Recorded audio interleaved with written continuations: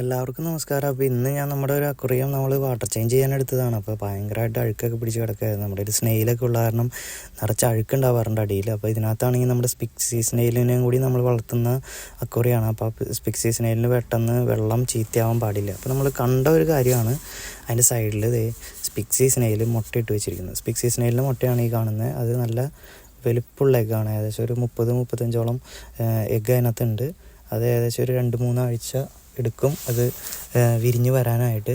അപ്പോൾ എന്തായാലും നമ്മുടെ സ്പിക്സി സ്നെയിൽ മുട്ടയിട്ടിട്ടുണ്ട്. നമുക്ക് വാങ്ങിച്ചിട്ട് ഇപ്പോൾ ഒരു 3 ആഴ്ച കഴിഞ്ഞിട്ടേ ഉള്ളൂ. അഡൽറ്റിനെയാണ് നമ്മൾ വാങ്ങിച്ചേക്കുന്നത്. ഈ വരവരെയുള്ള ഷ്രിമ്പാണ്, സ്നെയിലാണ് അപ്പോൾ ഈ സ്നെയിൽ വളരെ നല്ലതാണ്. പിന്നെ അത് ഫ്രഷ് ആയിട്ടിരിക്കുന്ന വാട്ടറിലാണ് അത് വളരുള്ളൂ.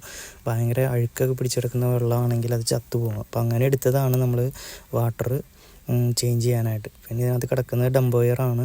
പിന്നെ വാട്ടർ ചേഞ്ചിനെ പറ്റിയും കൂടി പറയാം. നമ്മുടെ വാട്ടർ ചേഞ്ച് ചെയ്യുമ്പോൾ നമ്മളൊരു 25% എങ്കിലും വെള്ളം നിർത്തിയിട്ട് ഫുള്ള് വെള്ളം കളഞ്ഞ് ബാക്കി വെള്ളം കളഞ്ഞിട്ടാണ് നമ്മൾ പുതിയ വെള്ളം ഒഴിക്കുന്നത്. അല്ലാതെ 100% വാട്ടർ ചേഞ്ച് നമ്മൾ ചെയ്യാറില്ല.